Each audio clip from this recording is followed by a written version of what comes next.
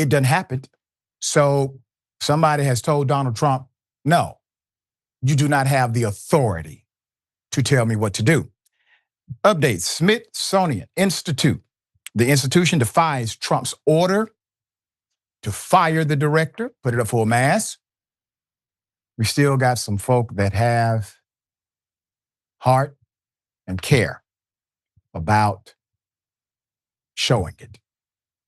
In an update, after much meddling by the White House, the Smithsonian Institution is taking a stand officially, publicly, directly against the Trump administration, asserting that it has sole authority over its hiring practices. The museum's governing board released a statement after meeting Monday. His first comment since Trump said last month that he had fired the director of the Smithsonian's National Portrait Gallery, Kim Sajet. Okay? Now, once again, this is Trump, the game show host, yelling, "You're fired," and expecting it to be. Why? Because the other cult leaders and feckless powers who serve under him have done so and normalized this extremely adversarial and holistically unethical and illegal framework that he's created in this administration. What they are doing here is reminding people of how it actually works. Put up for a man. So Trump's social media post last month said he fired Kim Sajet because he thinks she's biased, quote, upon the request and recommendation of who? Many people, he says. Many people. I am hereby terminating the employment of Kim Sajet as director of the National Portrait Gallery. Trump posted on his social media platform, Truth Social, in May. Quote, she is a highly partisan person, a strong supporter of DEI, which is totally inappropriate for her position. Her replacement will be named shortly, he said. He's not even attempting to go through something that looks like an official channel for nothing, okay? He's trying to get more followers on his Truth Social account. There's more. So in addition to Trump's criticism over what he called her support for diversity, equity, and inclusion efforts, the White House said that she had engaged in acts of, quote, partisanship and made, quote, public comments about racial and gender inequality in America, end quote, according to a report in the New York Times. As of last week, she was still on the job, continuing to report for work every day, according to news and social media reports. Do you understand what the administration is saying? You can't let them get away with this. Whatever job you may have, you still have the right, the freedom of protected speech. You can have opinions about social dynamics. You can have opinions about race. You can have opinions about elected officials. It is your constitutional right. So much so that the government cannot infringe upon it. This is literally the government infringing upon the right of a citizen to have a damn opinion. And because of her opinion, noted in appropriate places, all of a sudden she's not qualified, but Trump gets to utilize his office in order to create opinion inside of legislation. There's more. However, I love this part. The cultural institution said in the press release that is only its secretary can hire and fire workers. Quote, Lonnie G.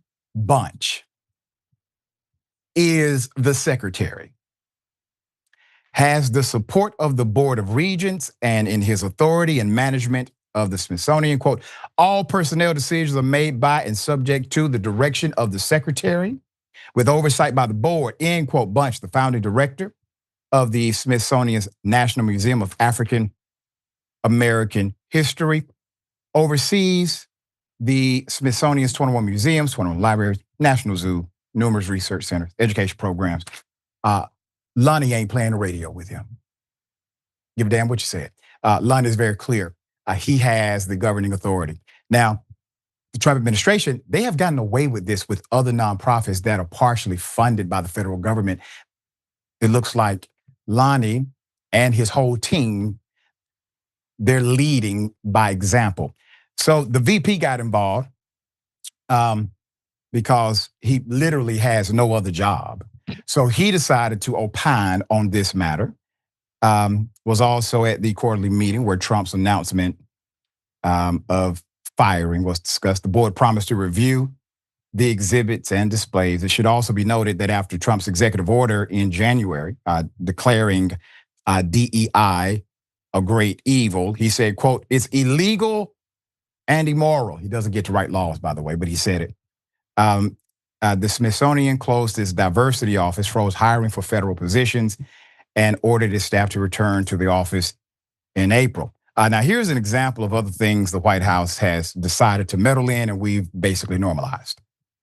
Decades-old artifacts related to slavery and civil rights are rotating out of exhibits at the museum as a potential White House review looms large. In late March, President Trump signed an executive order demanding, in part, the museum take down any exhibits that, quote, divide Americans based on race. But now the White House says that it's washing its hands of any involvement in changes at the museum. NBC News went inside the museum and found at least 32 artifacts currently removed, including Harriet Tubman's Book of Hymns.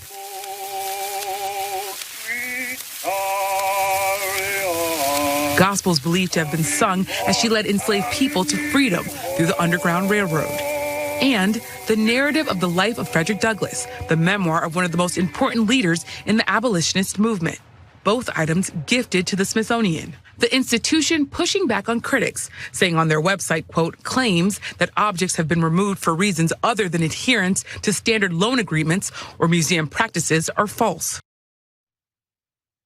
I want you to remember that Trump, one, embraced, at least on the surface level, Black stuff. He tweeted on Black history. He tweeted on Dr. Martin Luther King Jr.'s birthday. Okay. He acted as if he knew Frederick Douglass personally when he cited him, because he didn't know who he was. But he talked Black. He had Black context to the degree that a bigoted billionaire can have, because for him and many others, they have simply been playing a game. What has happened now is that we are all behind the curtain with them. The game show has ended and you see them for who they are. So now he's eliminating everything that references Black. Now he can say the word race, but obviously when you are the majority, the context is provided for those that are in the minority demographic. That's how it works for every country. All right, Waz, thoughts here? I thought it was interesting that the executive order said you got to remove anything that divides the country by race, as if the Smithsonian itself is who divided the human race by color of their skin, and not merely just documenting the actual history of the country. Like, if you let Trump tell it, we were all just one human race until the Smithsonian came with their DEI stuff and divided us. It's quite hilarious to even consider. And yeah, man, I think it's great in terms of it being, 5 months into this new administration, and some of these institutions getting their bearings about them, be like, wait a minute, man, we don't got to sit here and get punked and bullied by Donald Trump. Like, we live in a country with something called the rule of law. Like, this guy's gonna have to take us to court if he's gonna be able to come Bigfoot us and tell us what to do at our freaking museum. Yeah. Also, I love the idea that there's anybody visiting this museum who like loves Donald Trump at all, like as if that was like a thing. It's one of those things. It's like I would never show up to an NRA meeting. You know what I mean? I just wouldn't, just not my thing. But like to pretend that like stuff that's going on in there has anything to do with me. It's for people who are curious about the history of the country. Like, I myself, if anything, my critiques about the Black Smithsonian is that doesn't have enough Black stuff and race stuff. I think we could do a more diverse set of Black characters and not just the ultimate winners.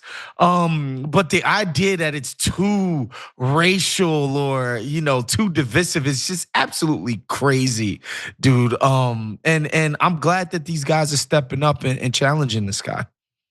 Yeah, me too. And there's an interesting dynamic I've considered here. You get rid of the places that tell facts based on their design, like an institution museum, right? You figure out how to get rid of them. You've already gutted curriculum to actively tell lies. You come to a point where Trump would end up saying that white people were actually enslaved. And what record is going to tell you differently? Now, that's an extreme version of the propaganda that's happening, but you see it taking place. Jan 6 went from, on that day, being denounced by Republican leadership to being patriots of freedom in the United States of America. That is how propaganda works with these guys.